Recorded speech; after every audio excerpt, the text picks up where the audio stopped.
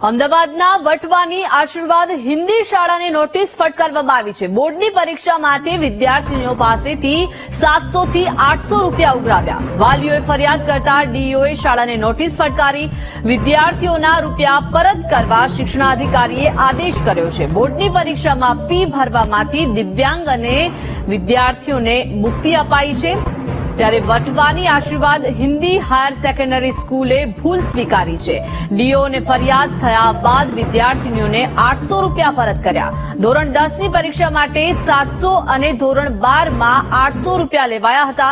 આચાર્યએ class શિક્ષકના માથે દોષનો ટોપલો ફોડ્યો છે। શિક્ષકે ભૂલથી ફી ઉઘરાવી હતી તેવું આચાર્યએ જણાવ્યું છે।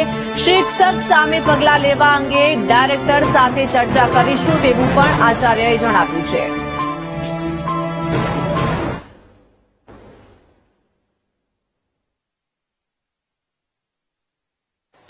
हाँ एना माटे એટલે ફીસ લીધી હતી એ પાછી રિટર્ન આપી દીધી।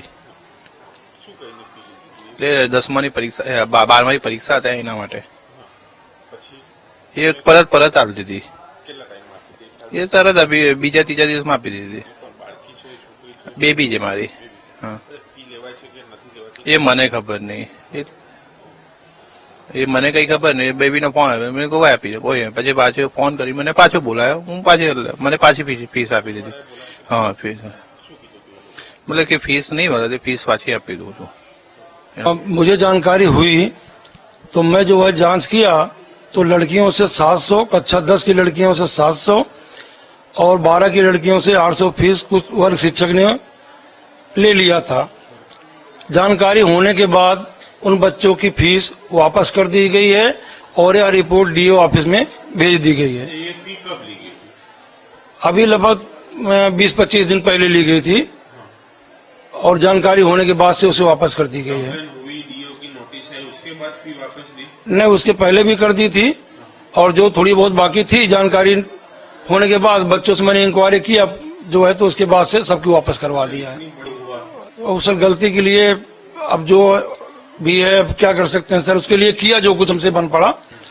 अब गलती तो सर किए ही है अब चाहे जिसकी गलती मानी है हमारी मानी है शिक्षक की मानी है लेकिन सर उसके ऊपर जो भी कार्रवाई थी हमने करके और सूचना दे करके और मैं उसकी रिपोर्ट सर कर दिया है।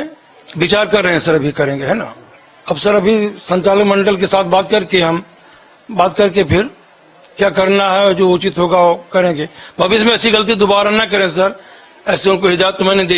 गुजरात बोर्डना धोरण 10 અને 12ની વિદ્યાર્થીનીઓ પાસેથી 800 રૂપિયા વસૂલ્યા છે તેવી અહીંયા આશીર્વાદ હિન્દી હાઈસ્કૂલ વટવાની ફરિયાદ મળેલી છે। જે બિલકુલ ના ઉઘરાવી શકાય।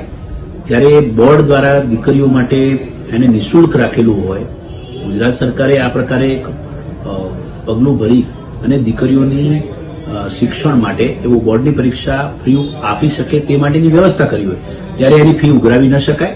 તાત્કાલિક અસરથી આશીર્વાદ હિન્દી હાઈસ્કૂલના સંચાલક મંડળે નોટિસ આપી છે ખુલાસો માંગ્યો છે અને 800 રૂપિયા જેમના ઉઘરાવ્યા છે તે પરત આપી અને પરત આપ્યાના આધારો સહિત ડીઓ કચેરીમાં તાત્કાલિક રજૂ કરવા માટે જણાવેલું છે। આ સિવાય પણ કોઈ સ્કૂલ અમારા ધ્યાનમાં આવે તો અમે એની સામે ચોક્કસ કાર્યવાહી કરીએ છીએ અને વાલીઓના હિતમાં વિદ્યાર્થીઓના હિતમાં અમે આ બાબતે निर्णय लीजिए।